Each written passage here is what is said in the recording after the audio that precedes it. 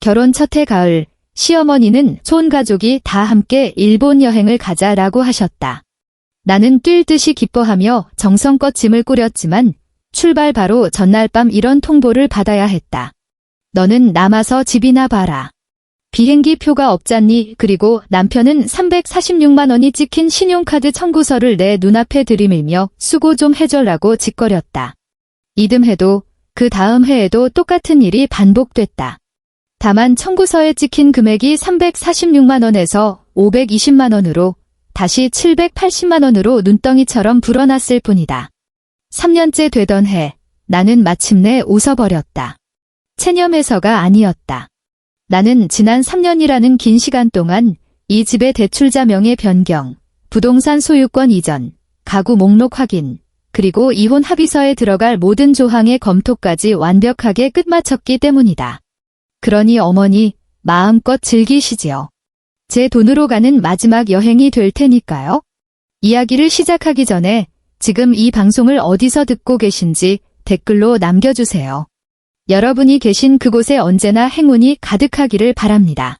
자, 이제 편안한 마음으로 제 이야기에 귀 기울여 주시죠. 차가운 방바닥을 훔치는 걸레질 소리가 소름 끼치게 울려 퍼졌다. 새벽 4시, 평창동 본가 부엌에서 서윤아의 양 무릎은 이미 시퍼렇게 멍이 들어 있었다. 싱크대의 물은 뼈가 시리도록 차가웠다. 고무장갑도 끼지 않은 두 손은 붉게 얼어붙었고 잔뜩 힘을 준 손가락 관절은 병적으로 새하얗게 질려 있었다.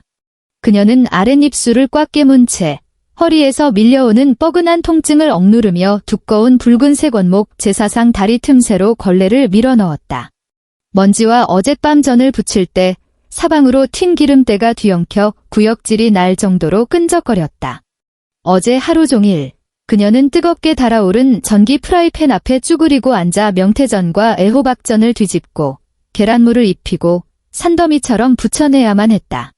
지독한 기름 냄새는 이미 머리카락과 스웨터 깊숙이 배어들어 아무리 씻어내도 지워질 기미가 보이지 않았다. 거실에서는 텔레비전 예능 프로그램의 억지 웃음소리와 스마트폰 게임의 귀를 찌르는 총격전 효과음이 뒤섞여 들려왔다. 결혼한 지 갑반년이 된 남편 강민혁은 천연 가죽 소파에 푹 파묻혀 양손에 스마트폰을 쥔 채 눈길 한 번 주지 않았다. 쯧, 넌 그런 일 하나 제대로 못하니? 머리 위에서 아주 작지만 몹시 거슬리는 혀차는 소리가 들렸다. 시어머니 오정숙은 실크 잠옷 차림으로 갓다른 얼음물을 손에 든 채 바닥에 꿇어앉은 윤하를 오만한 시선으로 내려다보고 있었다. 시어머니는 곱게 관리받아 검붉은 매니큐어가 칠해진 검지를 뻗어 윤하가 이미 3번이나 닦아낸 상판 위를 가볍게 훑고는 혐오스럽다는 듯 손끝을 비벼댔다. 요즘 젊은 애들은 참 곱게도 자랐어. 예전에 우리 민혁이 전 여자친구가 집에 왔을 때는 손끝이 얼마나 야무졌는지. 아휴, 관두자. 명절날 아침부터 재수없게 무슨. 오정숙은 눈을 흘기며 거실로 발길을 돌렸다. 마룻바닥을 때리는 경쾌한 슬리퍼 소리가 마치 윤하의 뺨을 내려치는 따귀 소리처럼 들려왔다. 식은 땀 한 방울이 윤하의 이마를 타고 흘러내려 검붉은 상다리 위로 툭 떨어졌다. 그 물자국이 서서히 번져가는 것을 바라보며 그녀의 머릿속에 불현듯 반년 전 그날 밤이 떠올랐다. 마포구의 한 최고급 레스토랑이었다. 강민혁은 한쪽 무릎을 꿇고 다이아몬드 반지를 든 채 당장이라도 꿀이 뚝뚝 떨어질 듯한 다정한 눈빛을 하고 있었다. 그때 그는 이렇게 말했다. 윤하야, 내가 어릴 적부터 혼자서 모든 걸 감당하며 독립적으로 살아온 거 잘 알아. 하지만 앞으로는 내가 곁에 있을 테니까 절대 너한테 털끝만한 상처도 주지 않을게. 우리 엄마가 얼마나 쿨하고 깨어있는 분인데 며느리 들어오면 친딸처럼 아껴줄 거라고 입버릇처럼 말씀하셨어. 친딸처럼 아껴주겠다. 윤하는 뻑뻑한 눈을 천천히 깜빡였다. 그녀의 시선이 부엌 미닫이 문을 넘어 거실에 가닿았다. 오정숙이 얼음물을 들고 소파 곁으로 다가가자 강민혁이 드디어 스마트폰 화면에서 고개를 들며 어머니가 건네는 물컵을 받아 들고는 웃으며 무어라 말을 건넸다. 모자는 화기애애했다. 마치 부엌 바닥에 무릎을 꿇은 채 온몸에 기름 냄새를 뒤집어 쓴 여자가 이 집안에 존재하는 무선 로봇 청소기라도 되는 것처럼. 그녀는 싸구려 주방 세제 냄새가 진동하는 걸레를 꽉 움켜쥐었다. 목구멍 깊은 곳으로 씁쓸한 침을 꿀꺽 삼키며 영원히 닥이지 않을 것 같은 그 상다리를 향해 다시 고개를 숙였다. 결혼 첫해 11월, 서울의 바람은 이미 뼈를 에이는 듯한 매서운 한기를 품고 있었다. 그날 오후, 윤아는 회계법인에서 무려 4시간에 걸친 재무감사회의를 갓 마친 참이었다. 스마트폰을 집어들자마자 가족단체 채팅방에 알림이 떠올랐다. 시어머니가 오사카 유니버설 스튜디오 포스터 사진을 올리며 그 아래 화려한 이모티콘과 함께 메시지를 남겼다. 우리 가족, 올해는 일본으로 재충전하러 갑니다. 그 뒤에는 빨간색 하트까지 붙어 있었다. 윤아는 화면을 보며 피곤함도 잊은 채 입꼬리를 슬며시 올렸다. 그녀는 당연히 그 우리 가족이라는 단어 속에 자신도 포함되어 있을 거라 믿어 의심치 않았다. 그날 퇴근 후 그녀는 곧장 집으로 가지 않고 지하철 안에서 쇼핑 앱을 열어고심 끝에 24인치짜리 옅은 회색 캐리어를 하나 주문했다. 파트장에게 연차 휴가도 신청했다. 파트장은 미간을 찌푸렸지만 평소 윤아가 가장 지독하게 야근을 해왔던 터라 결국 결제를 해주었다. 하지만 그 모든 기대는 출발 사흘 전 저녁 식탁에서 산산조각이 나버렸다. 비좁은 식탁 한가운데 모락모락 김이 피어오르는 된장찌개 뚝배기가 놓여 있었다. 시어머니 오정숙은 느릿느릿 된장찌개를 듬뿍 떠서 시아버지 앞에 놓고 다시 한 그릇을 떠서 강민혁 앞에 놓았다. 윤아의 앞에는 어제 먹다 남은 이미 시큼하게 쉬어버린 깍두기 한 접시가 전부였다. 윤하야, 너는 남아서 집이나 봐라. 시어머니는 밥그릇을 들며 윤아 쪽은 쳐다보지도 않았다. 마치 내일 날씨를 이야기하듯 지나치게 덤덤한 말투였다. 젓가락을 쥔 윤하의 손이 허공에서 굳어버렸다. 그녀는 자신의 귀를 의심하며 멍하니 시어머니를 바라보았다. 우리 은채가 남자친구를 데려간다지 뭐니? 방이 모자라. 그리고 너 입사한 지 얼마 되지도 않았잖아. 휴가 내는 거 눈치 보일 텐데. 젊은 애가 일에 집중해야지. 시어머니는 두부 한 조각을 집어 입에 넣고 두어 번 씹어 삼키더니 그제야 눈을 내리깔고 윤하를 힐끗 쳐다보았다. 누군가는 남아서 집을 지켜야 하지 않겠니? 윤하는 발끝에서부터 정수리까지 소름 끼치는 한기가 치솟는 것을 느꼈다. 그녀는 뻣뻣하게 고개를 돌려 곁에 앉은 남편을 쳐다보았다. 강민혁은 고개를 숙인 채 우걱우걱 밥을 퍼먹고 있었다. 어머니의 말을 듣고 김치를 집어들던 그의 젓가락이 허공에서 딱 2초 동안 멈칫했다. 고작 2초였다. 그러고는 김치를 입에 우겨 넣고 다시 씹어대기 시작했다. 옆에 앉은 아내에게는 눈길조차 주지 않은 채 말이다. 그날 밤 안방은 보일러 배관이 웅웅거리는 소리만 들릴 정도로 적막했다. 강민혁은 샤워를 마치고 수건으로 머리를 털며 욕실에서 걸어 나왔다. 침대 쪽으로 다가온 그는 잠옷주머니에서 반으로 접힌 청구서 한 장을 꺼내 윤아 쪽 침대 협탁 위에 툭 던졌다. 종이가 팔랑거리며 떨어지는 소리가 고요한 방 안에서 유난히 날카롭게 울렸다. 윤하가 시선을 내렸다. 그것은 신용카드 청구서 내역이었다. 대한항공 왕복 항공권 4장에 오사카 시내 호텔 3박 숙박비까지. 총액 346만 원 청구서 맨 아래 비고란에는 검은색 펜으로 이렇게 적혀 있었다. 가족 여행. 엄마가 요즘 집안 형편이 좀 빠듯하시다네. 당신이 먼저 좀 결제해줘. 강민혁은 이불을 들치고 눕더니 윤아를 등지고 돌아누웠다. 당신 공인회계사라 나보다 월급도 많잖아. 이깟 돈 당신한테 별거 아니지 뭐. 윤아는 아무 말도 하지 않았다. 그녀는 협탁 위에 야른 종이 조각을 내려다보며 이불자락을 쥔 손가락에 서서히 힘을 주었다. 346만 원, 그것은 그녀가 꼬박 2달 동안 먹고 싶은 것, 입고 싶은 것 다 참아가며 회계법인에서 밤을 새워 장부를 뒤져가며 벌어들인 피 같은 돈이었다. 그런데 지금 그 돈은 철저히 자신만 따돌림당한 가족 여행의 입장권이 되어버렸다. 남편의 코 고는 소리가 점차 규칙적으로 변해가는 것을 들으며 윤아는 가슴 위에 물을 잔뜩 머금은 스펀지가 짓누르는 것만 같았다. 숨을 쉴 때마다 둔탁한 통증이 밀려왔다. 시댁 식구들이 오사카에 머물던 그 일주일 동안 서울에는 첫눈이 내렸다. 윤하는 경기도 과천시에 있는 두 사람의 신혼 아파트에 홀로 남겨졌다. 크리스마스 이브 밤, 창밖으로는 한방눈이 펑펑 쏟아지고 있었고 멀리 보이는 네온 사인은 눈보라 속에서 처량한 빛을 깜빡였다. 그녀는 부엌으로 걸어가 냉장고 문을 열었다. 퀴퀴한 곰팡내가 섞인 냉기가 확 끼쳐왔다. 그 넓은 냉장고 안에는 시어머니가 지난번 위생검사를 하러 왔다가 남겨둔 바짝 마른 배추 반쪽과 유통기한이 한참 지난 우유 2팩이 전부였다. 그녀는 냉장고 문을 닫고 싱크대 앞으로 가 얼음물을 한 잔 따랐다. 차디찬 액체가 식도를 타고 위장으로 쏟아져 내리자 전신에 오싹한 한기가 맴돌았다. 거실 바닥에 놓아둔 스마트폰이 갑자기 연달아 징징 울리기 시작했다. 그녀는 다가가 차가운 마룻바닥에 양반다리를 하고 앉아 스마트폰을 집어들었다. 가족단체 채팅방에 메시지가 미친 듯이 쏟아지고 있었다. 고화질 사진들이 쉴 새 없이 팝업 창을 채웠다. 도톤보리 거리에서 지글지글 기름이 끓는 최고급 와규구이, 신사이바시 백화점에서 산더미처럼 쌓아둔 명품 쇼핑백들, 그리고 오사카성 천수각을 배경으로 찍은 단체 사진까지. 사진 속 시어머니 오정숙은 얼굴에 화색이 만발한 채 시누이 은채의 어깨를 꼭 끌어안고 있었다. 은채의 남자친구는 그 옆에 서서 V자를 그리고 있었고 강민혁은 맨 가장자리에 서서 크고 작은 쇼핑백을 주렁주렁 든 채 잇몸이 만개하도록 활짝 웃고 있었다. 5 식구. 그야말로 화기애애했다. 채팅방에서 유나 넌 밥 먹었니라고 묻는 사람은 단 한 명도 없었다. 심지어 제일 싼 기념품 하나 사다 주겠다는 말조차 없었다.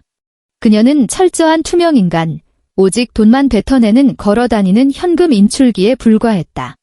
윤하는 그 단체 사진을 뚫어지게 응시했다. 스마트폰 화면에 시린 푸른 빛이 핏기 없는 그녀의 얼굴을 비추었다. 스마트폰을 쥔 손가락 관절이 새하얗게 질리고 손톱이 손바닥 살을 깊게 파고들었지만 그녀는 아주 작은 통증조차 느끼지 못했다.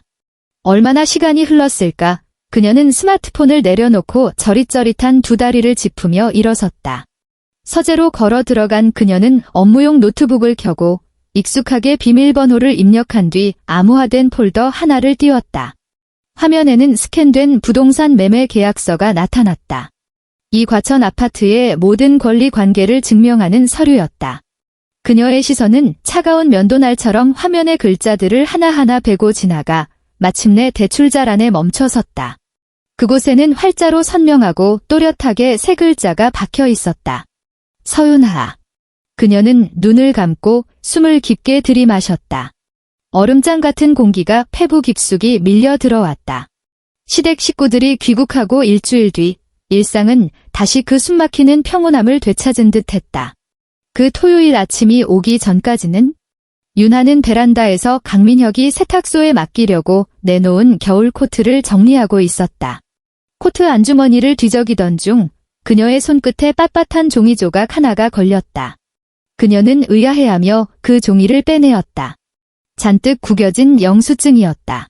윤하가 영수증을 펴는 순간 동공이 격렬하게 수축했다. 강남구에 위치한 최고급 면세점의 구매 영수증이었다. 품목에는 최신상 명품 핸드백이 떡하니 찍혀 있었고 결제 금액은 189만 원이었다. 구매 일자는 바로 강민혁이 오사카로 떠나기 하루 전날이었다. 그녀의 시선이 천천히 아래로 이동해 수령인 란에 머물렀다. 그곳에는 아주 선명한 글씨로 이름 하나가 인쇄되어 있었다. 최수아. 최수아. 윤하는 머릿속으로 모든 친척, 친구, 심지어 강민혁의 회사 동료들까지 전부 떠올려 보았지만 이 이름은 찾을 수 없었다. 형언할 수 없는 지독한 오한이 꼬리뼈에서부터 뒤통수까지 찌릿하게 타고 올라왔다. 그녀는 즉시 코트를 내던지고 빠른 걸음으로 안방에 들어가 충전 중인 강민혁의 스마트폰을 집어들었다. 비밀번호를 알고 있었기에 쉽게 잠금을 해제하고 곧바로 카카오톡 앱을 눌렀다. 채팅 목록은 그야말로 새하얗고 깨끗했다. 의심스러운 대화는커녕 스팸 메시지조차 티끌 하나 없이 싹 지워져 있었다. 참 깨끗하게도 지웠네. 윤하의 입꼬리가 서늘한 호선을 그리며 말려 올라갔다. 그녀는 공인회계사였다. 사람의 입은 거짓말을 뱉어도 숫자는 결코 거짓말을 하지 않으며 한 번 남은 흔적은 절대 허공으로 증발하지 않는다는 진리를 누구보다 뼛속 깊이 알고 있었다. 서재로 돌아온 그녀는 자신의 노트북을 켜고 가족 신용카드가 연결된 인터넷 뱅킹에 로그인했다. 그 카드는 그녀 명의의 가족 카드였으므로 모든 거래 내역을 열람할 권한이 있었다. 그녀는 지난 6개월간의 결제 내역을 전부 띄우고 마우스 휠을 빠르게 아래로 굴렸다. 빼곡하게 채워진 숫자들이 눈앞을 쏜살같이 스쳐 지나갔다. 갑자기 그녀의 손가락이 우뚝 멈췄다. 이름이 지워진 그 공백의 기간, 9월의 어느 평범한 주말. 화면에는 눈을 찌를 듯이 날카로운 결제 기록 한 줄이 아주 정직하게 나열되어 있었다. 라인 프렌즈 호텔 숙박비 12만 원 인원 2인. 그날 강민혁은 평창동 본가에 가서 어머니와 주말을 보내고 오겠다고 했었다. 윤하는 모니터 앞에 앉아 그 12만 원이라는 숫자를 뚫어지게 응시했다. 눈물도 나지 않았고 미친 듯이 비명을 지르지도 않았다. 그저 지독하게 추웠다. 뼛속 깊은 곳에서부터 스멀스멀 피어오르는 뜨끈한 보일러 열기조차 몰아낼 수 없는 극한의 한기였다. 그녀는 손을 뻗어 책상 위에 물컵을 집어들고 이미 차갑게 식어버린 물을 한 모금 마셨다.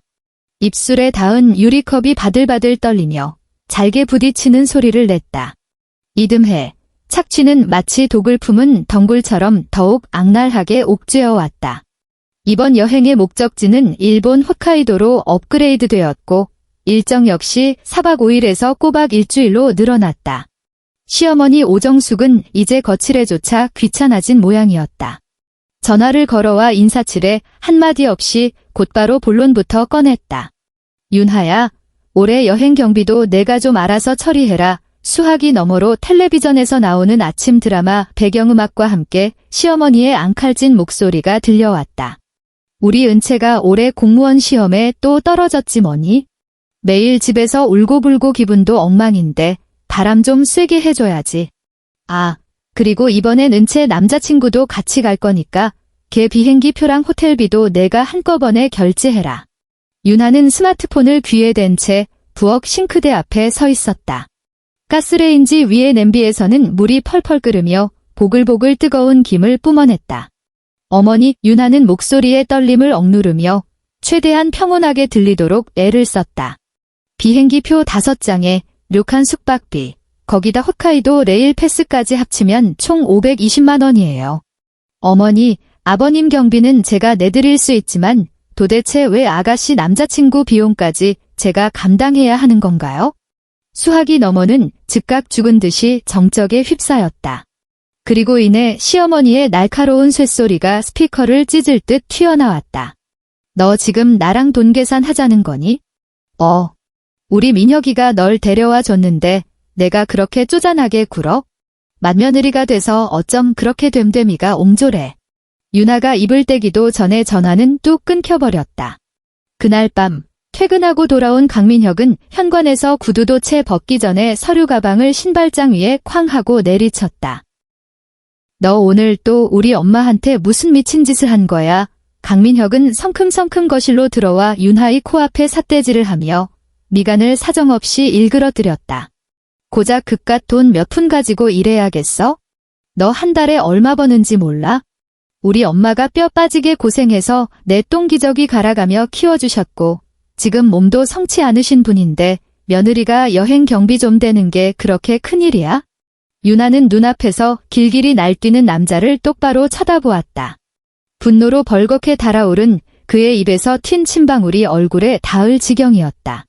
그 520만 원, 내 석 달치 생활비 전부야. 윤하의 목소리는 바람결에 흩어질 듯 가벼웠지만 한 글자 한 글자에 뼈가 박혀 있었다. 게다가 아가씨 남자친구 돈을 내가 무슨 자격으로 대야 하는데? 말이 돼.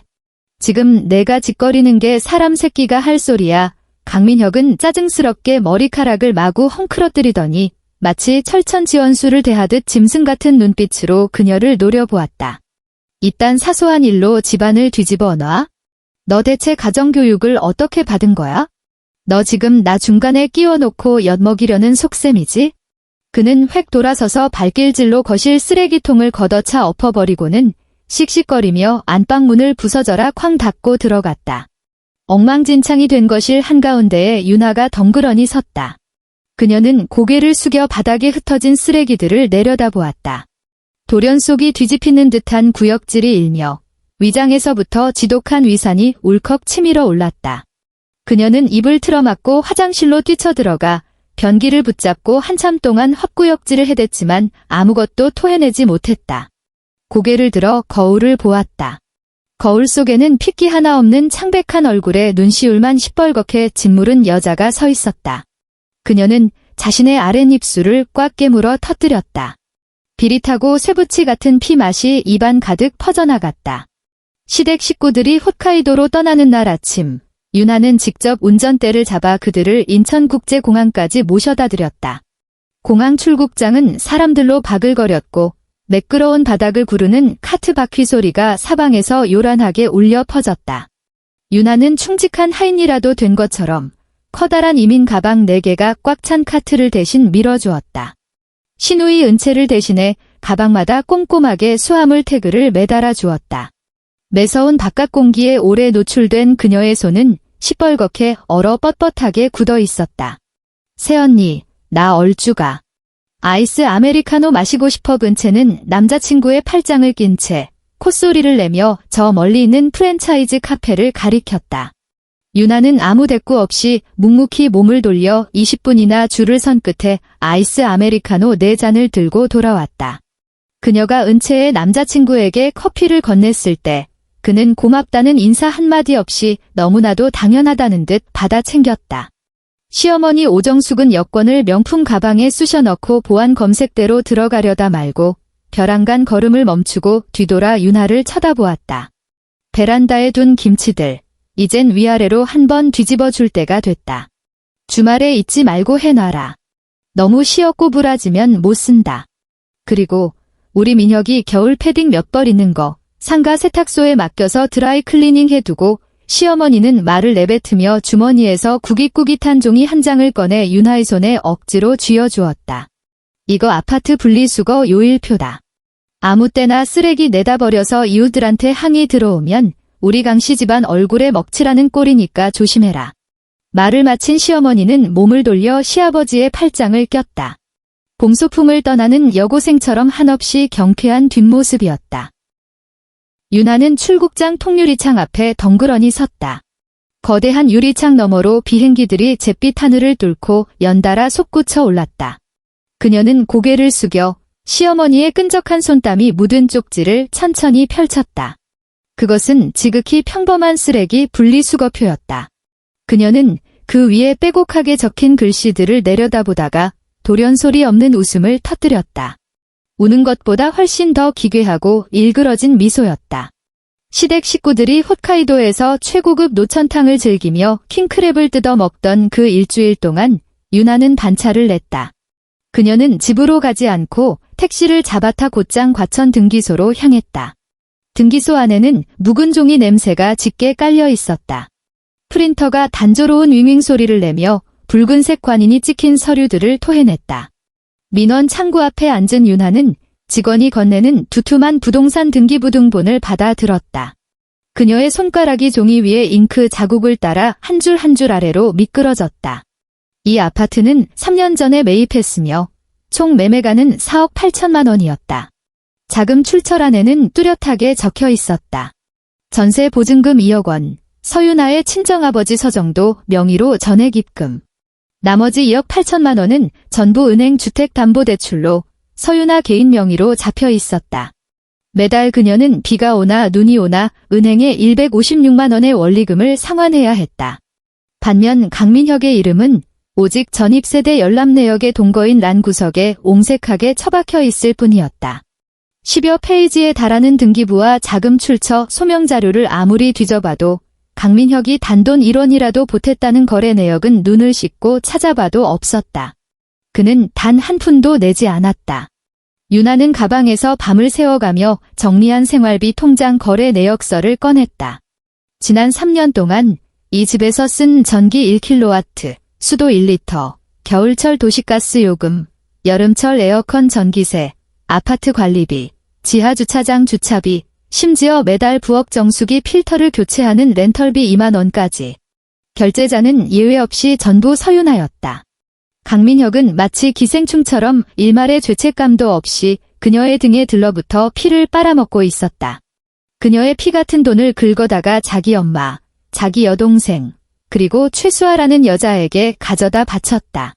윤아는 손에 쥔 서류를 보며 종이의 날카로운 단면이 살갗을 깊게 파고들 때까지 서서히 소나귀에 힘을 주었다. 그녀의 눈빛에서는 더 이상 어떠한 동요도 찾아볼 수 없었다. 마치 바닥까지 완전히 말라붙은 오래된 우물처럼 끝을 알 수 없이 서늘하고 섬뜩할 뿐이었다. 시댁 식구들이 홋카이도에서 돌아온 그 주말, 시누이 은채는 남자친구를 대동하고 과천 신혼집으로 위풍당당하게 쳐들어왔다. 손님이랍시고 말이다. 은채는 현관에 들어서자마자 안방마님이라도 된 듯 신발을 휙휙 벗어 던지고는 곧바로 부엌으로 직행했다. 그녀는 냉장고 문을 확 열어젖히고 안을 쑤집어 놓더니 윤아가 갓 사다 놓은 백화점 과일과 수입산 생과일 주스를 죄다 품에 안고 나왔다. 그러고는 거실에 놓인 300만 원짜리 수입 천연 가죽 소파에 제 집 안방처럼 푹 퍼져 누웠다. 리모컨을 집어들고는 아주 능숙하게 윤하의 넷플릭스 계정으로 접속해 최신 드라마를 귀가 찢어질 듯한 볼륨으로 틀어놓았다. 부엌에 우두커니 선 윤하는 엉망으로 파헤쳐진 냉장고 안을 바라보며 바닥에 놔둔 채소들을 말없이 주워 담아 제자리에 쑤셔 넣었다. 집을 나설 때 은채는 현관에 서서 신발을 구겨 신고 있었다. 그녀는 갑자기 무언가 생각났다는 듯 자기 어깨에 맨 값비싼 명품 가방에서 홋카이도 설경이 인쇄된 비닐 쇼핑백 하나를 꺼내 현관 신발장 위에 툭 던졌다. 아이고, 깜빡할 뻔했네.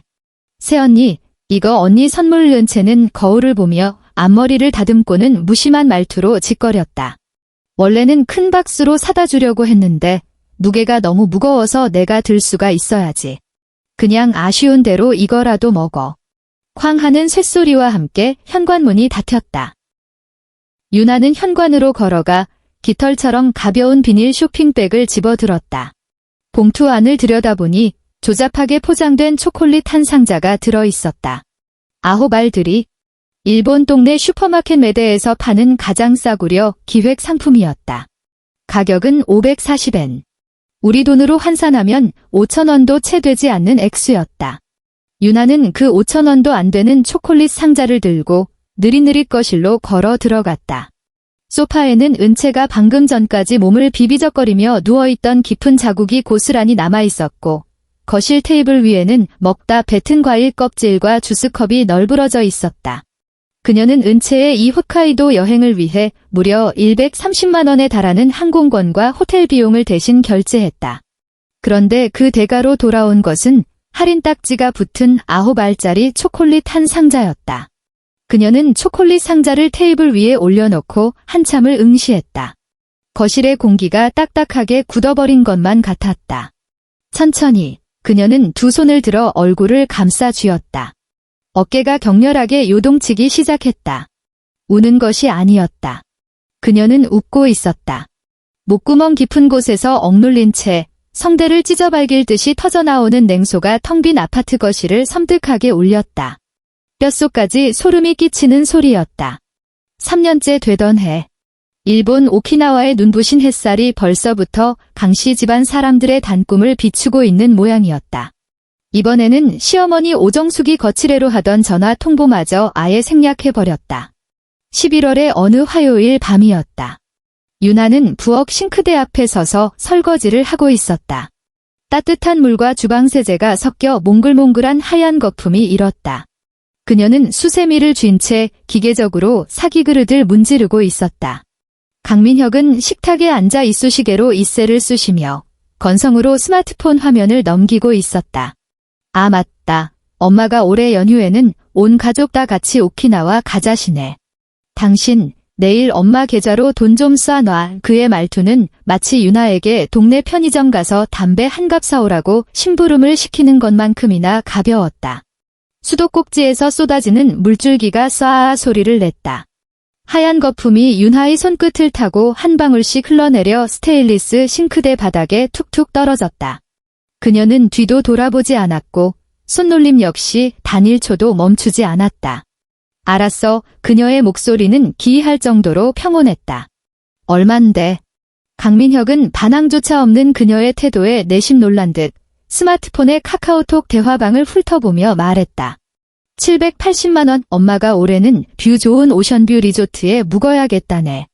은채 남친이 오키나와에서 은채한테 프러포즈 할 거라 이벤트룸 꾸미는데 돈이 좀 든다나 봐. 윤하가 수도꼭지를 잠갔다. 요란하던 물소리가 뚝 끊기고 부엌은 순식간에 정적에 휩싸였다. 그녀는 옆에 걸린 마른 수건을 들어 손가락에 묻은 물기를 한마디 한마디 꼼꼼하게 닦아냈다. 그러고 나서 돌아선 그녀는 식탁 앞에 앉은 남편을 똑바로 응시했다. 그래, 그녀의 목소리에는 강민혁조차 낯설게 느낄 법한 한 줄기 다정함마저 서려 있었다. 내일 아침 일찍 이체해 놓을게. 어머니 모시고 갈 레스토랑도 내가 미리 예약해 드릴까? 오키나와는 이시가키 소고기가 유명하다던데 프러포즈하는 날이면 근사한 거 먹어야지. 강민혁은 벙찐 표정을 지었다. 그는 의심스러운 눈초리로 윤하의 위아래를 훑어보았다. 이토록 순순히 승낙할 줄은 꿈에도 몰랐던 눈치였다. 그가 입술을 삐죽거리며 중얼거렸다. 웬일로 당신이 이렇게 쿨하게 나오냐? 진작 이렇게 굴었으면 좋았잖아. 가족끼리 피곤하게 돈 가지고 째째하게 굴지 말고. 말을 마친 그는 자리에서 일어나 기지개를 한 번 켜고는 침실로 쏙 들어가 버렸다. 그는 보지 못했다. 침실 문이 닫히는 바로 그 찰나 윤하의 입가에 맴돌던 미소가 섬뜩하게 허물어져 내리는 것을. 온화하던 그녀의 얼굴에는 지금 간담을 서늘하게 만드는 살얼음이 덮여 있었다. 그것은 다정함이 아니었다. 덫을 향해 스스로 걸어 들어가는 사냥감을 지켜보는 사냥꾼의 숨막히는 냉혹함이었다. 지난 2년 동안 이 아파트의 칠흑 같은 심야는 서윤아의 완벽한 탈피를 조용히 목격해왔다. 강민혁이 코를 골며 골아떨어질 때마다 윤아는 셀 수 없이 많이 아무 소리도 내지 않고 침대에서 빠져나왔다. 얇은 가디건을 걸치고 서재로 들어가 방문을 안으로 굳게 잠갔다. 그리고 자신의 모든 인내와 광기를 담고 있는 노트북을 켰다. 모니터의 푸르스름한 불빛이 핏발선 그녀의 두 눈을 환하게 비추었다. 그녀는 회계법인의 잔물을 처리하고 있던 것이 아니었다. 그녀는 딱 3가지 작업을 수행했다. 강민혁과 강씨 집안 전체를 뿌리째 뽑아버리기에 충분한 치명적인 3가지 작업을.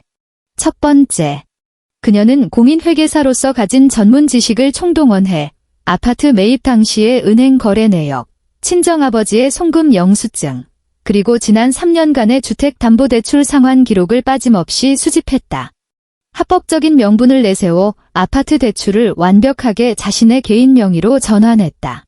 사실 이 대출은 처음부터 그녀의 명의였지만 그녀는 비밀리에 이혼 전문 변호사의 자문을 구했고 복잡한 법정 문서 절차를 거쳐 이 아파트가 오로지 서윤아 1인의 단독 소유 재산임을 못 박아 두었다. 특유 재산으로 인정받기 위한 촘촘한 방어벽을 친 것이다. 강민혁은 단 1원도 보태지 않았고 계약서에 도장 한 번 찍은 적 없으므로 법의 테두리 안에서 그는 언제든 쫓겨날 수 있는 일시적 무상 동거인에 불과했다. 두 번째, 그녀는 방대하고 정밀한 엑셀 스프레드시트를 만들었다. 그 시트 안에서 그녀는 마치 시체를 부검하듯 지난 3년치의 모든 가정 재무 기록을 낱낱이 해부했다. 시댁 식구들을 위해 헌납한 여행 경비 하나하나, 매달 빠져나간 수도와 가스 요금, 강민혁의 자동차 보험료, 심지어 그가 가족 카드로 몰래 긁어댄 게임 아이템 결제 대금까지. 모든 항목에는 빼도 박도 못할 은행 거래 내역 캡처본과 카드 영수증이 증빙자료로 철저하게 링크되어 있었다. 엑셀 파일 맨 아래 자동 합계 수식으로 도출된 숫자는 경악스러울 지경이었다. 6,247만 원. 세 번째. 그리고 그녀를 가장 뼛속까지 구역질 나게 만든 작업. 그녀는 거액을 들여 불륜 사건 전문 흥신소와 이혼 전담 변호사팀을 고용했다. 강민혁의 통화 기록과 숨겨진 신용카드 사용 내역을 모조리 빼냈다. 지난 2년에 걸친 더럽고 추잡한 외도의 증거들이 폴더 안에 하나하나 십자가에 못 박히듯 박제되어 있었다. 밸런타인데이에 강남 부티크 모텔에 들락거린 대실 기록. 유나에게서 뜯어낸 가족 여행 선결제금으로 사다 바친 명품 가방 영수증. 그리고 가장 결정적인 한 방, 최수아의 인스타그램 비밀 계정에서 캡처한 사진 한 장. 사진 속 최수아는 아슬아슬한 실크 슬립 차림으로 와인잔을 든 채 내쇄적인 미소를 짓고 있었다. 그녀의 등 뒤로 보이는 배경은 다름 아닌 유나가 매일 밤 텔레비전을 보며 앉아있던 바로 그 신혼집 거실 소파였다. 소파의 가죽 패턴, 거실 테이블 위의 장식품, 심지어 벽에 걸린 그림 액자까지. 그곳이 어디인지 너무나도 노골적으로 증명하고 있었다. 사진이 업로드된 날짜는 시댁 식구들이 홋카이도로 여행을 떠나고 유나가 홀로 친정아버지를 뵈러 내려갔던 2년 차의 바로 그 주말이었다. 유나는 컴퓨터 앞에 앉아 그 사진을 들여다보며 모니터 속 소파의 위치를 손가락으로 살며시 쓸어내렸다. 그녀는 울지 않았다. 그녀의 심장은 이미 그 순간 피 흘리기를 멈추고 가장 단단하고 차가운 얼음 덩어리로 굳어버렸기 때문이다.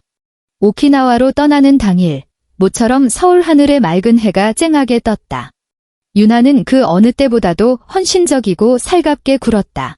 새벽 6시부터 일어나 공들여 화장을 하고 평소에는 잘 입지도 않던 화사한 색감의 코트까지 차려입었다.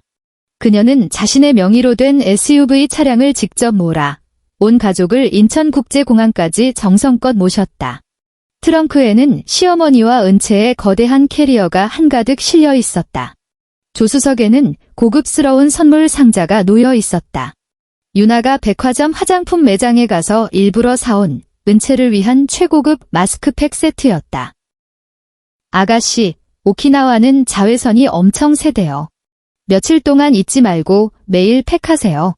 프러포즈 받을 때는 세상에서 제일 예쁜 예비 신부가 되어야죠. 유나는 활짝 웃으며 은채에게 선물 상자를 건넸다.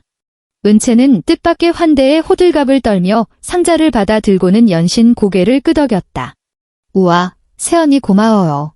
출국장 로비에 도착하자 유나는 한술 더 떠 먼저 다가가 가족들을 한 명씩 꼭 끌어안았다. 그녀가 시어머니 오정숙을 껴안았을 때 시어머니는 갑작스러운 며느리의 애정 공세에 몹시 껄끄러워하는 눈치였다. 시어머니는 뻣뻣하게 굳은 손으로 유나의 팔뚝을 토닥거리며 미간을 찌푸린 채 툴툴거렸다.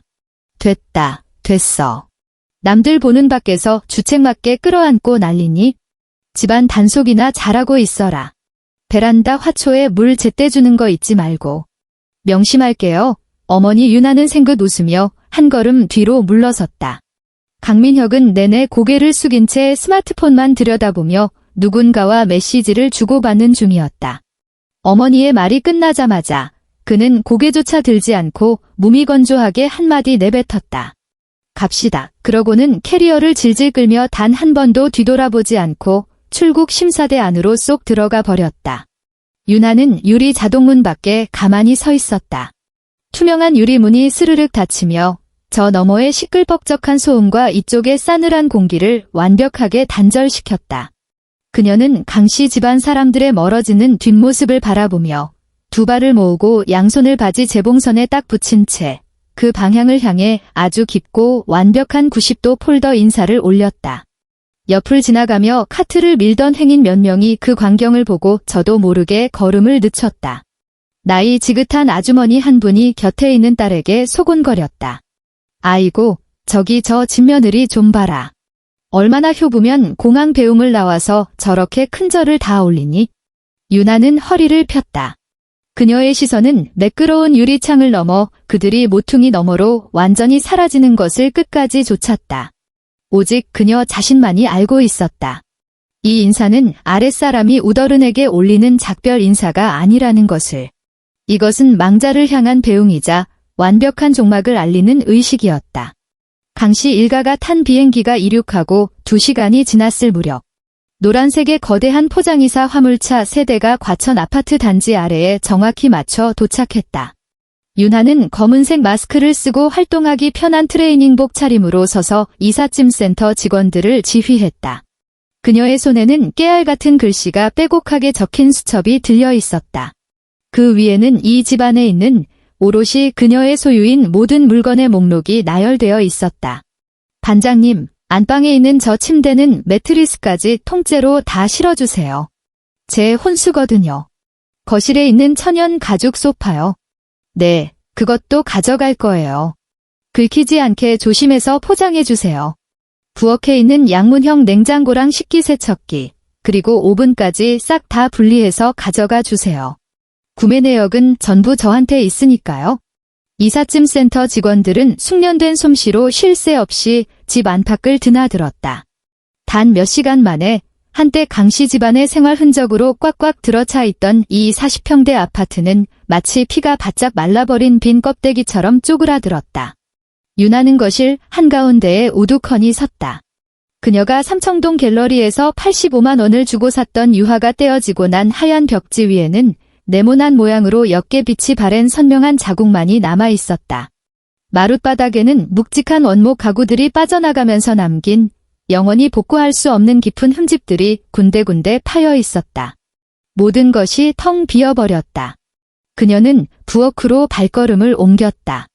널찍한 싱크대 위는 텅텅 비어 있었고 오직 한가운데 가스레인지 위에 물건 하나만이 덩그러니 놓여 있었다. 바로 시누이가 홋카이도에서 돌아오며 그녀에게 던져주었던 그 아호발들이 초콜릿 상자였다. 그 초콜릿 상자는 내내 찬장 제일 깊숙한 곳에 처박혀 있다가 지금은 완전히 유통기한이 지나버려 안에 필링이 돌덩이처럼 딱딱하게 굳어 있었다.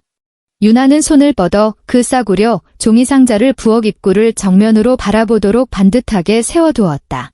오후 4시 이삿짐 센터 직원들이 철진한 옷가지가 담긴 마지막 종이 상자를 실어나갔다. 서유나 고객님, 전부 다 실었습니다. 작업반장이 이마에 맺힌 땀을 닦으며 다가와 보고했다. 고생 많으셨습니다. 새 주소지로 먼저 가 계세요? 곧 따라갈게요. 유나가 고개를 끄덕였다. 아파트 안에는 오직 그녀 한 사람만이 남았다. 텅 빈 공간 탓에 보일러 배관이 돌아가는 소리마저 메아리쳐 울렸다. 그녀는 현관으로 걸어가 무거운 철문을 물끄러미 바라보았다. 손가락을 뻗어 디지털 도어록에 일련의 초기화 번호를 빠르게 눌렀다. 삐익 하는 긴 기계음과 함께 기존의 비밀번호가 영구적으로 삭제되었다. 이어서 그녀는 완전히 새로운 6자리 숫자를 입력했다. 바로 친정아버지의 기일이었다. 설정을 마친 그녀는 들고 있던 토트백에서 두툼한 서류 봉투 하나를 꺼냈다. 서류 봉투의 입구는 붉은색 실링 왁스로 단단하게 봉인되어 있었다. 그녀는 봉투 뒷면에 붙은 양면 테이프를 뜯어내고 원래 고급 맞춤형 신발장이 자리하고 있던 하얀 벽면으로 다가갔다. 신발장마저 뜯겨나간 탓에 휑하게 드러난 벽면은 기괴할 정도로 낯설었다. 그녀는 그 벽의 정중앙에 봉투를 반듯하게 붙였다. 현관문을 열고 들어오는 사람이라면 누구든 가장 먼저 그 봉투를 발견할 수밖에 없는 위치였다.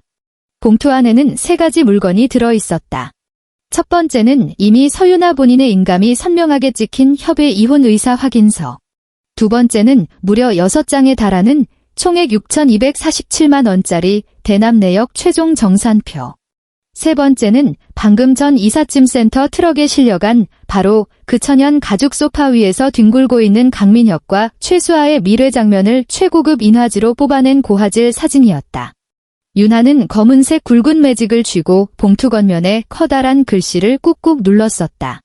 매직 끝이 두꺼운 종이를 긁고 지나가며 사각사각 거친 마찰음을 냈다. 즐거운 여행 되시기를. 유나 올림.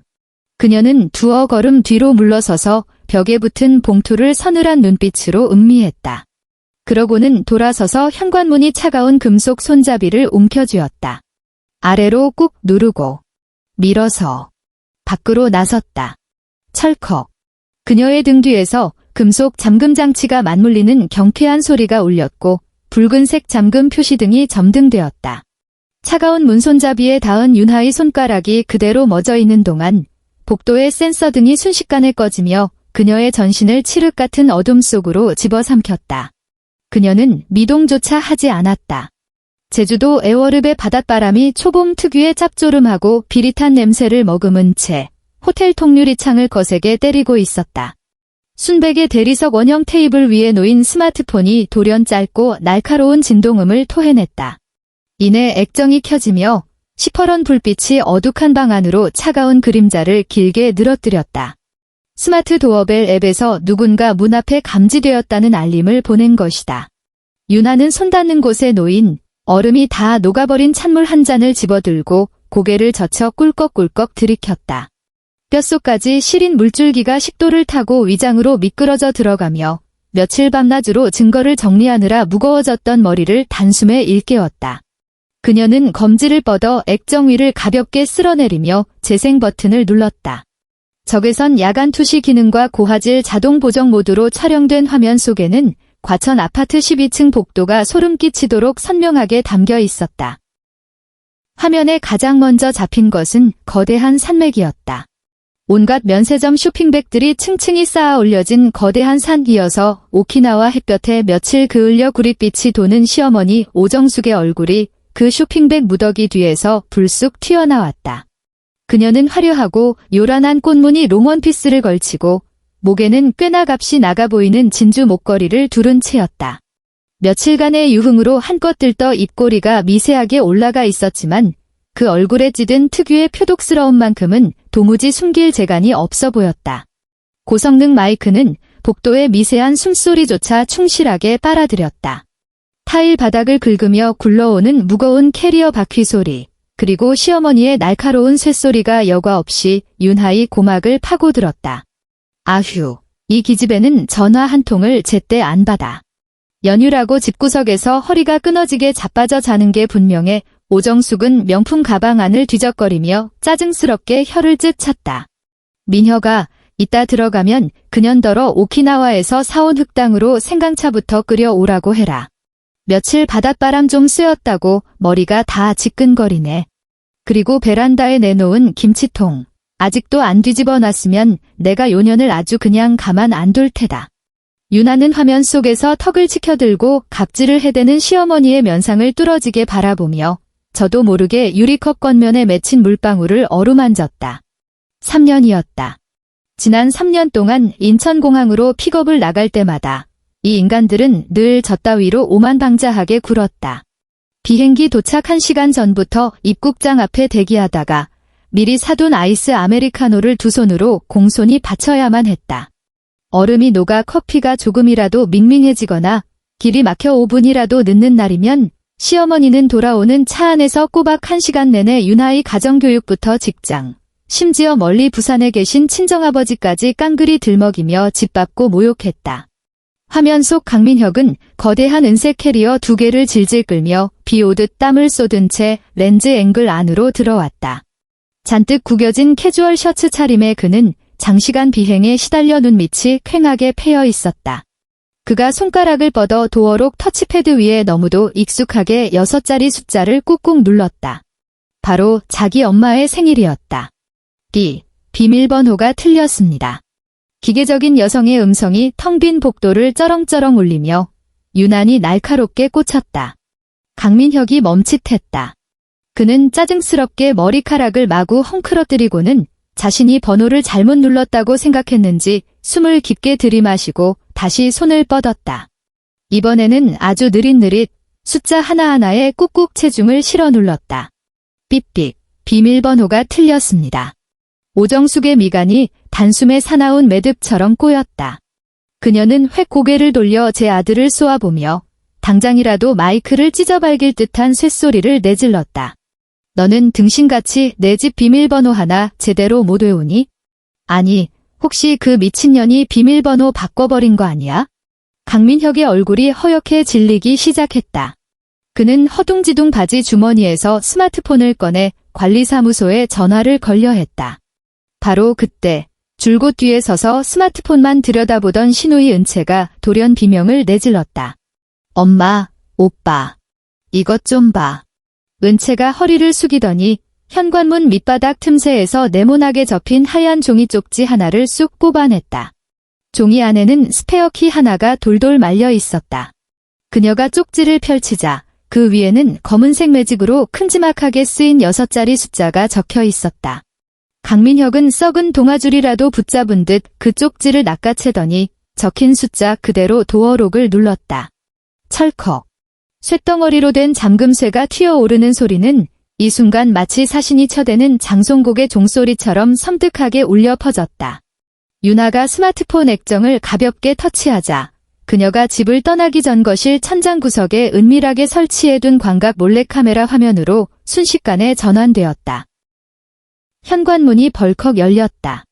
복도 센서 등의 누런 불빛이 문틈을 타고 안으로 쏟아져 내리며 짙은 생마룻바닥 위로 길쭉한 그림자 3개를 끌고 들어왔다. 강민혁이 가장 먼저 발을 들였다. 그는 습관적으로 손을 뻗어 현관 왼쪽 벽면의 조명 스위치를 더듬거렸다. 탁! 거실 메인 조명이 켜졌다. 바로 그 찰나 모니터 화면 속 세 사람은 메두사와 눈이라도 마주친 것처럼 그 자리에 단체로 돌덩이가 되어 굳어버렸다. 아무런 소리도 나지 않았다. 무려 10초가 넘는 끔찍한 정적만이 흘렀다. 제주도의 통유리창 앞에 앉은 유나는 화면 속 기괴한 풍경을 바라보며 입가에 더욱 짙은 조소를 머금었다. 그 잘난 최고급 맞춤형 신발장이 버티고 있던 현관은 이제 허연 시멘트 벽면만을 흉물스럽게 드러내고 있었다. 복도는 발매트 하나 없이 휑하게 비어 있었다. 그리고 그들의 시선이 복도를 지나쳐 한때 자신들의 호화로운 웃음소리로 가득 차 있던 거실을 향했을 때 그들을 맞이한 것은 숨통을 조여오는 아득한 공허함뿐이었다. 300만 원짜리 수입산 천연 가죽 소파는 감쪽같이 사라졌다.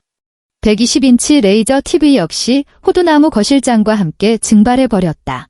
바닥에 깔려있던 양모 러그, 테이블 위에 올려두었던 크리스탈 과일 접시, 심지어 벽에 걸려있던 판화 그림까지 모조리 자취를 감추었다. 넓은 거실에는 오직 발가벗겨진 휑한 벽과 바닥에 깊게 찍힌 가구에 짓눌린 자국만이 남아있었다. 이곳에 한때 사람이 살았음을 증명하는 유일한 흔적이라고는 텅 빈 공간을 맴도는 보일러, 배관에 짐승 우는 듯한 낮고 스산한 웅웅거림이 전부였다. 와장창. 화면 속 오정숙의 손에 들려있던 최고급 화장품과 면세점 양주가 가득 담긴 초대형 쇼핑백이 아무런 전조도 없이 그녀의 손에서 미끄러져 마룻바닥에 처박혔다. 눈알이 튀어나오게 비싼 에센스 병 몇 개가 봉투 밖으로 굴러나와 바닥을 대굴대굴 돌다가 걸레바지에 부딪혀 와작하고 처참하게 깨져버렸다. 그러나 오정숙은 평소 신주단지 모시듯 내지중지하던 그 물건들을 쳐다볼 생각조차 하지 못했다. 그녀의 두 다리가 미친 듯이 덜덜 떨리기 시작했고 그 떨림에 화려한 꽃무늬 원피스 자락이 파르르 요동쳤다. 그녀는 물 밖으로 내동댕이 쳐진 채 헐떡이는 물고기 마냥 입을 쩍 벌리고 필사적으로 숨을 들이마시려 했지만 끄윽 거리는 소리 외에는 아무런 비명도 토해내지 못했다.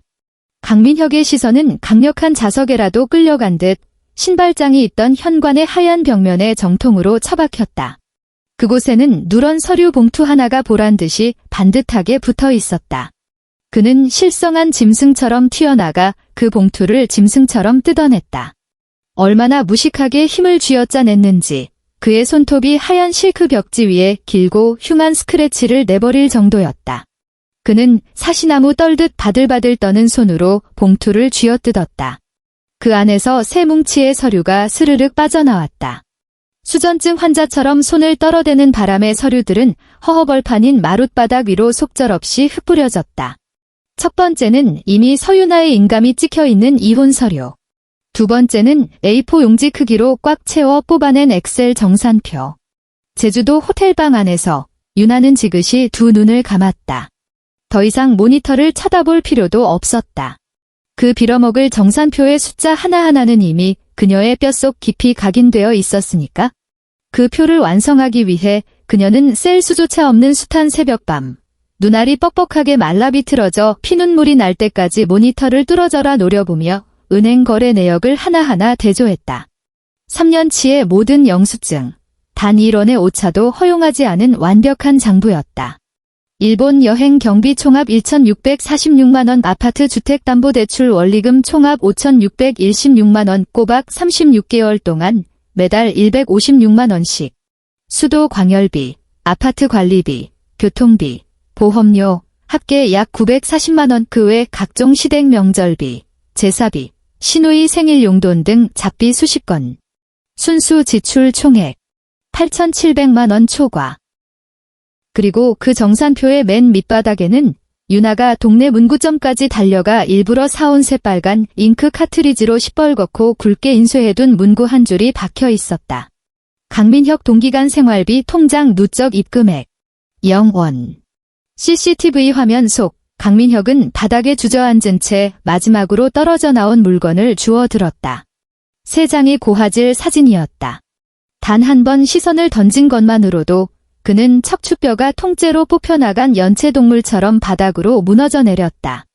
사진 속에는 방금 전 이삿짐 센터가 실어간 바로 그 가죽 소파 위에서 뒹구는 그와 최수아의 역겨운 꼬락서니가 담겨 있었다. 그리고 면세점에서 극은 189만 원짜리 명품 핸드백 영수증 복사본까지. 오정숙은 다리가 풀려 벽을 짚고서야 간신히 아들 곁으로 기어갔다. 그녀가 바닥에 널브러진 낯뜨거운 사진과 끝도 없이 이어지는 결제 청구서를 내려다본 순간 오키나와 태양에 벌겋게 익어있던 그녀의 얼굴은 순식간에 핏기가 싹 가시며 시체처럼 새하얗게 질려버렸다. 그녀는 뻣뻣하게 고개를 돌려 평생의 자랑이자 하늘처럼 떠받들던 제 아들을 기괴하고 소름 끼치는 낯선 괴물이라도 보는 듯한 경악스러운 눈빛으로 쳐다보았다. 강민혁의 두 손은 깃털처럼 가벼운 사진 한 장조차 버티지 못하고 사시나무처럼 요동쳤다. 결국 손끝에서 미끄러진 사진이 차디찬 마룻바닥으로 팔랑거리며 떨어졌다. 바닥에 웅크린 그는 양손으로 제 머리통을 쥐어뜯으며 목구멍 깊은 곳에서 목에 칼이 찔린 짐승의 단말마 같은 괴성을 토해냈다. 그러고는 그 자리에 털썩 주저앉아 두 번 다시 일어서지 못했다. 문간에 서서 감히 안으로 들어오지도 못하던 신우이 은채가 그제야 사태를 파악했다. 그녀는 폭격이라도 맞은 듯 텅 빈 집구석과 바닥에 널브러진 오빠, 벽에 기대어 벌벌 떠는 엄마를 번갈아 보며 입술을 파르르 떨었다. 한참 만에 쥐어짜낸 그녀의 목소리는 이미 반쯤 울음이 터져 있었다. 엄마, 그럼 우리 이제 길바닥에 나앉는 거야? 우리 이제 어디서 자? 윤아는 모니터 속 넋이 나간 은채의 얼굴을 가만히 지켜보다가 조용히 종료 버튼을 터치했다. 액정이 새카맣게 암전되고 방 안에는 창밖으로 거친 파도가 갯바위를 집어삼킬 듯 때려대는 웅장한 포효만이 울려 퍼졌다. 밤 11시 정각. 침대 협탁 위에 올려둔 스마트폰이 갑자기 미쳐 날뛰는 말벌처럼 맹렬하게 진동하기 시작했다. 액정 위에는 발신자의 이름 두 글자가 번쩍이고 있었다. 어머니. 윤아는 즉시 전화를 받지 않았다. 액정이 밝아졌다가 어두워지고 다시 켜지기를 반복하는 것을 구경만 했다. 연달아 세 번째 전화가 걸려오고 발신음이 끊어지기 직전이 되어서야 그녀는 검지를 뻗어 느긋하게 통화 연결 버튼을 쓸어 넘겼다. 여보세요. 그녀의 목소리는 바람 한 점 불지 않는 고인물처럼 지독하게 고요했다. 수화기 너머로는 짐승의 헐떡거리는 숨소리와 위니 아랫니가 딱딱 부딪히는 소리가 적나라하게 들려왔다. 오정숙은 사시나무 떨듯 떠는 손으로 스마트폰을 부여잡고 며느리 앞에서 시어머니라는 알량하고 우스꽝스러운 체면을 어떻게든 지켜보려고 필사적으로 목소리를 깔았다. 윤하야, 오정숙의 목소리는 거친 사포에 박박 문지른 것처럼 갈라져 있었다. 너 대체 무슨 짓을 벌인 거니? 명색이 한 식구인데 무슨 서운한 일이 있으면 얼굴 마주보고 대화로 풀면 될 일이지. 대체 무슨 앙심을 품고 이런 폐악질을 쳐? 집안 살림을 싹 다 드러내면 우리는 당장 길바닥에서 자라는 거냐? 아파트 이웃들이 이 꼴을 보면 속으로 흉을 얼마나 보겠어. 넌 창피하지도 않니? 이 지경에 이르러서도 그녀는 며느리의 돌이니 체면이니 하는 허접한 잣대로 윤하의 목을 조르려 들고 있었다. 윤하는 스마트폰을 든 채 통유리창 앞으로 걸어갔다. 칠흑 같은 어둠에 잠긴 제주도의 밤바다는 마치 숨죽인 거대한 마수처럼 깊고도 서늘했다. 그녀는 정확히 3초 동안 입을 다물었다. 그 3초의 정적 동안 전화기 너머 오정숙의 숨소리는 신경질적으로 가빠지며 피 말리는 능지처참을 당하는 듯했다. 어머니, 윤하가 마침내 입을 뗐다. 그녀의 말투는 소름이 돋을 만큼 나긋나긋했지만 뼛속을 얼려버릴 듯한 극한의 한기를 품고 있었다. 혹시 기억나세요? 이 아파트 등기부등본 명의자란에 과연 누구 이름이 적혀 있었는지요. 수학이 너머는 마치 누군가 목구멍을 틀어막기라도 한 것처럼 단숨에 죽은 듯한 정적 속으로 빠져들었다. 지지직거리는 미세한 전파음만이 귀를 자극할 뿐이었다. 유나는 상대가 숨 돌릴 틈조차 주지 않고 서늘하고 건조한 음성으로 말을 이었다. 지난 3년 동안 말이에요. 어머니가 일본 여행을 가실 때마다, 명품 가방을 긁어대실 때마다, 저더러 대신 결제하라고 윽박 지르실 때마다 저는 그 모든 걸 토시 하나 안 틀리고 철저하게 장부에 기록했어요. 제가 돈 몇 푼에 벌벌 떠는 쪼잔한 년이라서 그런 게 아니에요. 어머니? 그녀는 잠시 말을 멈추고 입꼬리를 비틀어 올렸다. 저는 대한민국의 공인회계사거든요. 장부를 정리하고 모든 증빙 자료를 남겨두는 건 제 피 속에 흐르는 직업병 같은 겁니다. 제 장부에서 출처를 알 수 없는 구린 돈이 빠져나가는 꼴은 도저히 눈뜨고 봐줄 수가 없어서 말이죠.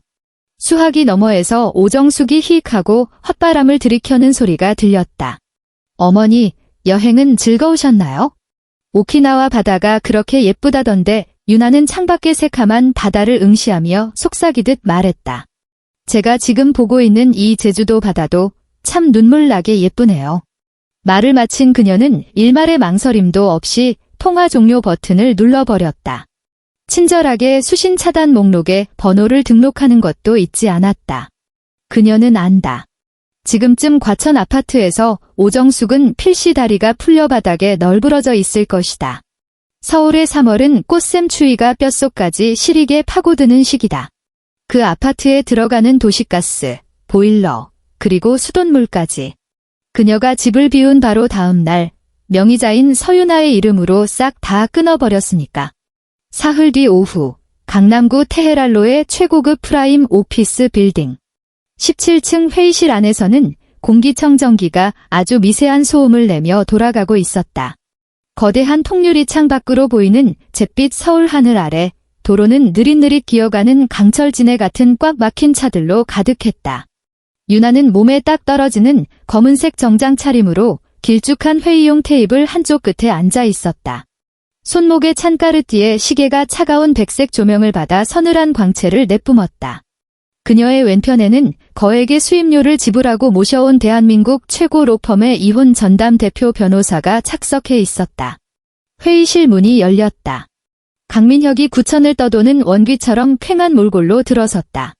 윤하는 그를 쳐다보았지만 눈빛에는 티끌만한 동요조차 없었다. 고작 사흘 만에 집구석에서 제왕이라도 된 양떵떵거리던 이 남자는 10년은 좋기 폭삭 늙어버린 듯 했다. 여전히 그 구깃구깃한 셔츠를 입은 채였고 목깃에는 누렇게 찌든 때가 선명하게 띠를 두르고 있었다. 뺨이라도 얻어맞은 것처럼 눈 밑에 짙게 깔린 다크서클에 턱에는 까칠한 수염이 덥수룩하게 자라 있었다. 싸구려 고시원 특유의 퀴퀴한 곰팡내와 컵라면 찌든 내가 그가 걸음을 옮길 때마다 회의실 안으로 확 끼쳐왔다. 지난 사흘간 그는 아파트 출입이 철저히 통제되었고 지갑에 든 모든 신용카드는 정지당했다. 결국 회사 근처에 월 30만 원짜리 싸구려 고시원에 몸을 뉘어야 했다. 두 다리조차 쭉 뻗지 못하는 두 평 남짓한 반지하 쪽방이 이 남자의 얄팍한 자존심을 남김없이 박살 내버린 것이다. 그는 윤하의 맞은편 의자에 엉거주춤 주저앉더니 초조한 듯 무릎 위에 올린 두 손을 쉴 새 없이 비벼댔다. 윤하야, 강민혁이 입을 뗐지만 목소리는 형편없이 쩍쩍 갈라져 있었다. 그는 시뻘겋게 핏발이 선 눈을 치켜뜨며 기어코 악어의 눈물을 따내려 애를 썼다. 내가 다 잘못했어. 내가 죽일 놈이야? 우리 제발 처음부터 다시 시작하면 안 될까? 나한테 이러지 마. 그 여자는 내가 진짜 깔끔하게 다 정리했어. 맹세코 2번 다시는 만날 일 없을 거야. 유나는 그 꼴을 고요히 응시했다. 그녀의 얼굴에는 그 어떤 감정도 떠오르지 않았다. 마치 싸구려 서커스단 광대의 형편없는 재롱을 구경하는 듯한 무기력한 시선이었다. 그녀는 오른손을 뻗어 테이블 위 두툼한 검은색 서류철을 넘겼다. 그 안에서 최고급 인화지로 뽑아낸 컬러 캡처본 한 장을 빼내더니 매끄러운 테이블 표면을 따라 강민혁의 눈앞으로 슥 밀어주었다. 그쪽이 먼저 버렸던데 윤하의 목소리에는 어떠한 억양도 없었다. 강민혁이 멍청한 표정으로 고개를 숙여 그 종이를 내려다보았다. 어젯밤 흥신소 직원이 윤하에게 전송해준 사진이었다. 최수아가 인스타그램에 갓올린 최신 게시물. 최고급 라운지 바에서 샴페인 잔을 든 화려한 셀카 사진 아래에는 하트 이모티콘과 함께 이런 문구가 당당하게 적혀 있었다. 드디어 쓰레기 청소 완료. 언니들 새해 복 많이 받아. 캡처본 맨 밑에는 최수아가 강민혁의 계정을 일방적으로 언팔로우했다는 사실이 너무도 또렷하게 증명되어 있었다. 강민혁은 그 글꼴을 노려보며 얼굴에 남아있던 마지막 한 줌의 핏기마저 순식간에 증발해버렸다. 그의 입술이 파들파들 떨리고 목구멍에서 끄끄거리는 이상한 소리가 새어나왔지만 단 한마디의 변명조차 내뱉지 못했다. 윤하는 시선을 거두고 그를 철저히 무시했다. 그녀는 고개를 살짝 돌려 곁에 앉은 변호사에게 가볍게 눈짓을 보냈다. 변호사는 뜻을 알아차리고 헛기침을 한 번 하더니 앞에 놓인 법률 서류를 쫙 펼치고는 차갑고도 우렁찬 목소리로 낭독을 시작했다. 강민혁 씨, 대한민국 민법 제840조 제1호, 배우자의 부정한 행위에 관한 규정에 의거하여 본 대리인의 의뢰인 서윤아 씨는 서울가정법원에 정식으로 이혼 소송을 청구하는 바입니다. 변호사가 한 글자 한 글자 내뱉을 때마다 강민혁의 몸뚱이는 벌레처럼 움츠러들었다. 청구 취지는 다음과 같습니다. 첫째, 법원은 양측의 이혼을 판결한다. 둘째, 남편 측의 중대한 유책 사유로 인하여 정신적 피해 보상인 위자료 5천만 원을 지급할 것을 청구한다. 셋째, 과천시에 위치한 아파트는 혼인 전 아내 측 친정아버지의 전액 자금 출처로 매입한 특유재산이므로 부부 공동재산에 해당하지 아니하며 재산 분할의 대상에서 원천 제외한다. 변호사는 콧등에 걸친 금태 안경을 매섭게 치켜올리며 강민혁을 예리하게 노려보았다. 넷째, 강민혁 씨와 귀하의 가족은 법정 기한 내에 지난 3년 동안 의뢰인 서윤아 씨가 대납한 모든 비공동 생활 지출액을 전액 상환해야 합니다. 특히 일본 여행 경비 명목으로 지출된 1,646만 원의 경우 귀하와 귀하의 모친의 강압적인 억압에 의해 발생한 금전적 갈취이므로 당사는 민사상 부당이득 반환 청구 및 형사고소의 권리를 추가로 보유합니다. 강민혁은 의자에 널브러진 채 허공을 응시했다. 5천만 원의 위자료, 1,600만 원이 넘는 빚더미, 그리고 수중에 단돈 10원 한 장 남지 않은 끔찍한 현실. 그는 자신의 인생이 이 순간 완벽하게 끝장났음을 직감했다. 같은 주 주말, 윤하는 마포구의 한적한 개인 로스터리 카페에 앉아 있었다. 눈앞에는 펼쳐진 노트북이, 손 닿는 곳에는 차가운 아이스 아메리카노 한 잔이 놓여 있었다. 그녀는 테이블 위에 엎어둔 스마트폰을 집어들고 카카오톡 앱을 실행했다. 가장 상단에 떠있는 메시지는 과천 아파트 매매를 맡긴 부동산 공인중개사 소장에게서 온 것이었다. 서윤아 사장님, 의뢰하신 물건 오늘 오전에 네이버 부동산의 매물로 정식 등록 완료했습니다. 그런데 어젯밤에 좀 시끄러운 일이 있었습니다. 사장님 전 시어머니 되시는 분이 동네 사람들을 우르르 대동하고 아파트 문 앞까지 쳐들어와서는 이 집이 자기 아들 집인데 공인중개사가 멋대로 판다며 고래고래 악을 쓰며 난동을 부렸지 뭡니까? 제가 즉시 일일이에 신고해서 경찰이 출동했고 주거침입 미수 및 업무방해죄로 싹 다 쫓아냈습니다. 가만 보아하니 택시 탈 돈도 없는지 단지 밖까지 걸어서 나가더라고요. 도어록 비밀번호도 싹 바꿨으니 절대 못 들어갑니다. 심려 마십시오. 윤하는 그 메시지를 읽으며 입꼬리를 씩 말아 올리고는 수고하셨다는 내용의 이모티콘을 하나 전송했다. 이어서 그녀는 카카오 스토리를 열어 친정어머니의 피드를 확인했다. 불과 1시간 전 부산에 계신 어머니는 친척들만 볼 수 있게 설정해둔 게시물을 하나 업로드했다. 사진 한 장 없이 오직 차갑고도 절제된 문장만이 적혀 있었다.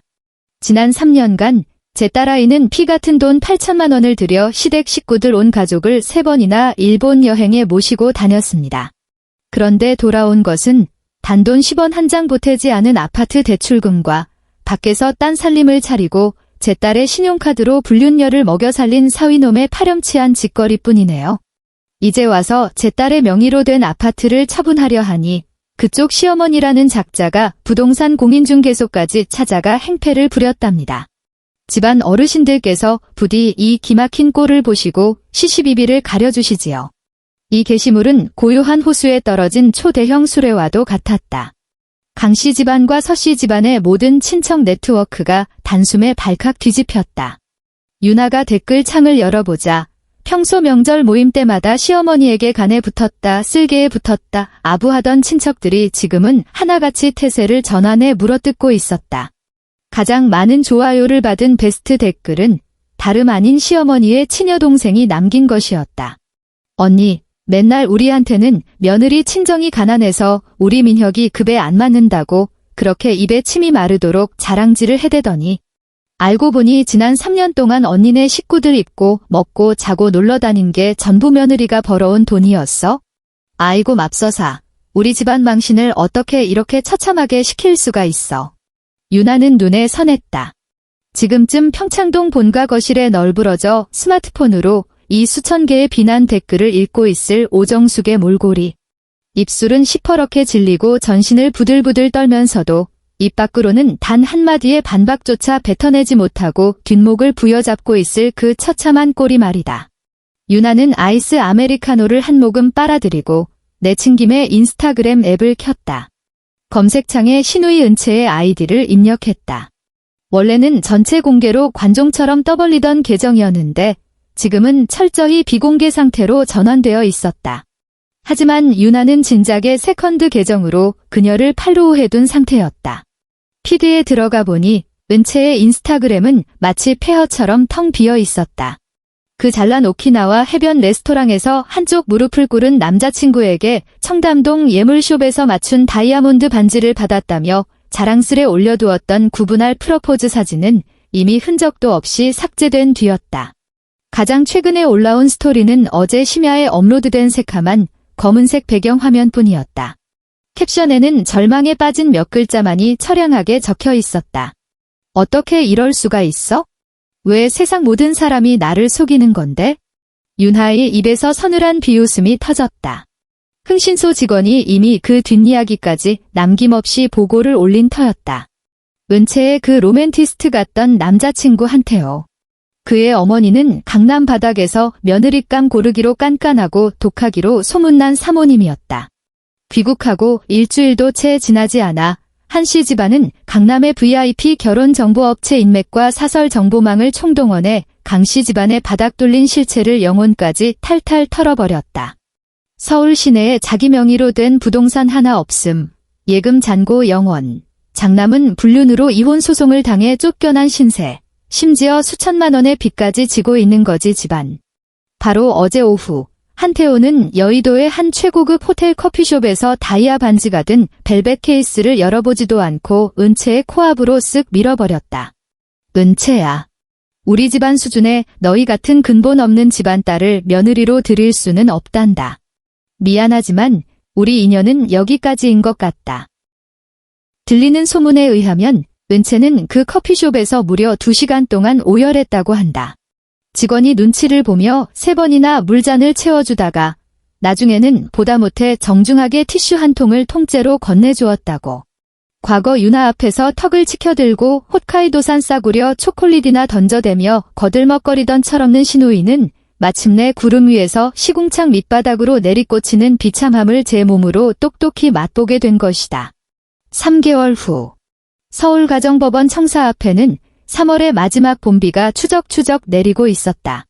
가늘고 차가운 빗줄기가 이 거대한 도시의 모든 더러운 오물들을 말끔히 씻어내리고 있었다. 윤아는 법원의 까마득한 화강암 계단 위에 서서 방금 막 법적 효력을 발휘한 판결문을 손에 쥐고 있었다. 그 위에 적힌 잉크 자국 하나하나는 온전한 그녀만의 새로운 인생이 시작되었음을 선포하고 있었다. 법원은 양측의 이혼을 인용했다. 강민혁의 중대한 유책 사유가 인정되어 위자료 4천만 원의 지급을 명했다. 과천 아파트 역시 어떠한 분쟁의 여지 없이 서윤아의 100% 특유재산으로 확정되었다. 동시에 강민혁에게 1,646만 원의 부당 대납 비용을 상환하라는 판결이 떨어졌다. 그녀는 숨을 깊게 들이마셨다. 비를 머금은 젖은 흙의 청량한 내음이 폐부 깊숙이 밀려 들어왔다. 역겨운 기름 찌든 내도, 코를 찌르는 싸구려 주방 세제 냄새도, 그 끔찍한 집구석에 숨막히는 압박감도 이제는 영원히 안녕이었다. 그녀는 새로 산 투명 비닐 우산을 활짝 폈다. 빗방울이 플라스틱 우산 위로 타닥타닥 부딪히며 경쾌한 소리를 냈다. 마치 그녀의 화려한 독립을 축하하며 쏟아지는 박수갈채 같았다. 그때 가방 속 스마트폰이 짧게 진동했다. 꺼내어 보니 강남의 대형 외국계 회계법인으로 이직한 후 새롭게 친해진 동료 회계사가 보낸 카카오톡 메시지였다. 유나 선배, 저 미쳤나봐요. 오늘 밤 연남동에 새로 오픈한 초초초 예약 권력 스시 오마카세. 제가 기어코 한 자리 뚫어냈지 뭡니까? 퇴근하고 선배의 화려한 돌싱 복귀 기념 파티 어때요? 유나는 화면 속에서 요란하게 폭죽을 터뜨리는 귀여운 이모티콘을 보며 날이 서 있던 눈매를 부드럽게 허물어뜨렸다. 그녀의 입가에 싱그러운 미소가 번졌다. 그녀는 고개를 들어 스마트폰 너머로 시선을 던졌다. 그리고 무심코 법원 건너편의 야외 공영 주차장을 슥 훑어보았다. 빽빽하게 쏟아지는 빗줄기 너머로 시커멓고 낡아빠진 구형 현대 소나타 한 대가 눈에 들어왔다. 강민혁이 빚을 갚기 위해 돈이 되는 물건을 모조리 처분한 뒤 굴러가기만 하는 고철을 간신히 할부로 뽑은 중고차였다. 자동차 유리창에는 허옇게 성에가 잔뜩 끼어 있었지만 운전석에 찌그러져 있는 구분 등 하나는 어렴풋이 보였다. 강민혁은 두 손으로 핸들을 꽉 부여잡은 채 제 이마를 손등에 쳐박고 있었다. 그의 어깨가 미친 듯이 널뛰는 것을 보아 필시 목 놓아 오열하고 있는 것이 틀림없었다. 유나는 그 꼴을 가만히 내려다보았다. 딱 1초, 고작 1초의 시선이었다. 그러고는 미련 없이 고개를 돌려 다시 스마트폰 액정으로 온전한 주의를 기울였다. 그녀의 가느다란 손가락이 가벼운 리듬을 타며 자판을 두드렸다. 콜 오늘 내가 시원하게 쏠 테니까 먹고 싶은 거 다 시켜. 전송 완료. 그녀는 스마트폰을 코트 주머니에 쏙 밀어넣고 몸을 돌렸다. 구두 굽소리마저 경쾌한 발걸음으로 흩날리는 봄비 속을 향해 힘차게 나아갔다. 투명한 우산 아래로 멀어지는 그녀의 뒷모습은 한치의 구김도 없이 당당하고 우아했다. 뒤돌아보지 않았다. 단 한 번도. 지금까지 시청해주셔서 감사합니다. 저희 채널의 구독과 좋아요 잊지 마시고요. 그럼 다음 영상에서 또 뵙겠습니다.